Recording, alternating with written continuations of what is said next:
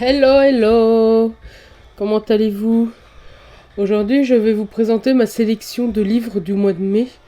J'avais choisi le thème de la fantaisie.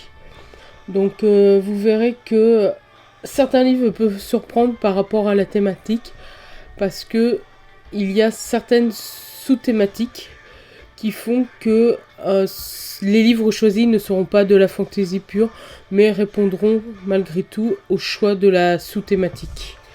Donc je vous laisse découvrir, mais en attendant, n'hésitez pas à vous abonner et à mettre un pouce bleu si la vidéo vous a plu. La première catégorie s'intitule Les Chevaliers d'ailleurs. Il fallait lire un auteur ou une autrice francophone, mais pas forcément français. J'ai donc choisi pour cette catégorie de lire La Cité de l'Ombre de Jeanne Duprot, qui est le premier tome d'une trilogie qui mêle à la fois le fantastique, la fantaisie et la science-fiction.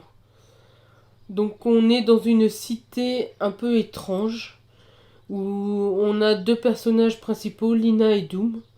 Donc cette cité se trouve creusée sous terre, et elle est actuellement artificielle et en déclin d'un point de vue électrique et point de vue des vivres. Malgré tout, les dirigeants sont despotiques, se moquent complètement de l'avenir de cette ville. Et un jour, Lina découvre un message secret qu'elle tente de déchiffrer. Donc celui-ci semble expliquer la manière pour pouvoir quitter cet endroit.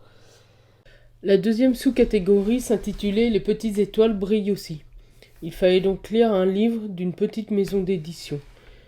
J'ai donc choisi pour cela de lire Ébène ou Les yeux de la nuit. Ce petit roman retrace l'histoire de Ébène, un adolescent d'aujourd'hui qui a la peau sombre avec les yeux bleus. Donc ces yeux bleus, il découvre un jour qu'ils sont la marque de l'histoire coloniale de son pays, la Namibie, et notamment des massacres et des viols perpétrés par les Allemands au début du XXe siècle contre sa tribu, les Hereros.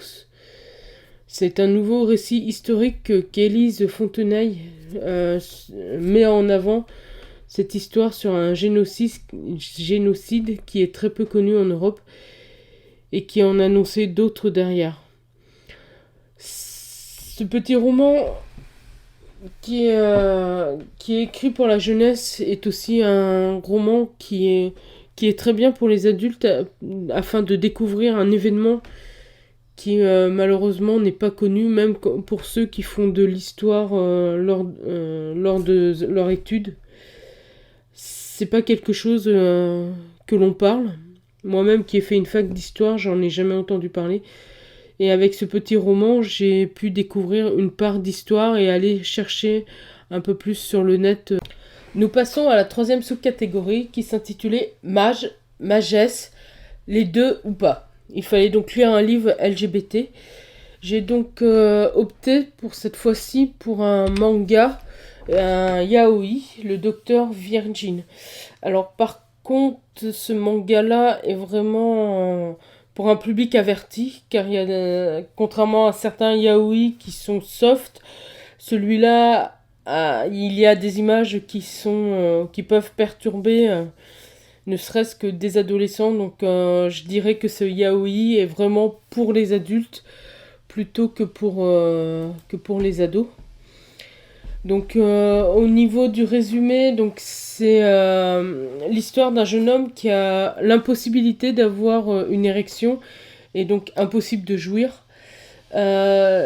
Satoru Ando, neurologue, est impuissant.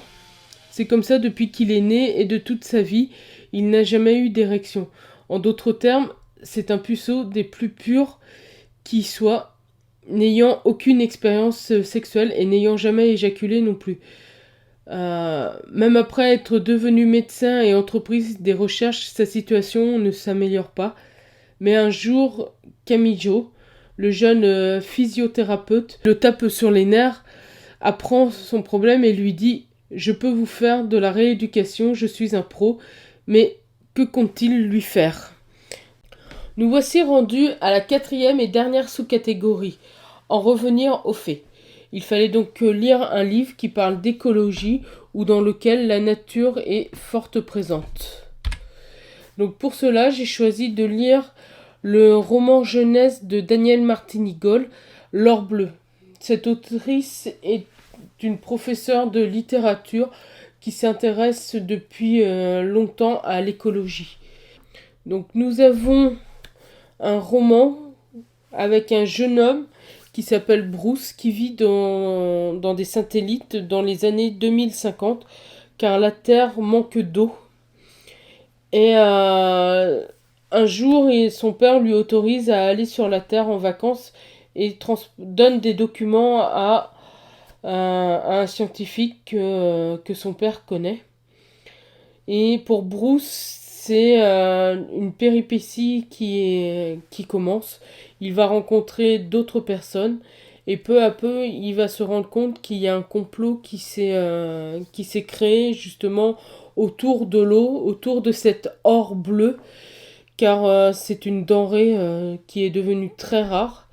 Et des scientifiques ont découvert une planète qui pourrait permettre de retrouver cette eau qui manque sur la Terre. Un petit roman jeunesse qui, à mon avis, n'est pas démodé, qui a besoin d'être lu, peut permettre de prendre conscience de ce qui risque de se passer si on n'a plus d'eau après, même si ce petit roman est à la base de la science-fiction. Mais je trouve que c'est une science-fiction qui est plutôt réaliste, qui peut nous faire réfléchir. Et franchement, sur l'ensemble des 4 livres que j'ai pu lire pour ce mois de mai, s'il y a un livre que je conseillerais, c'est vraiment celui-là.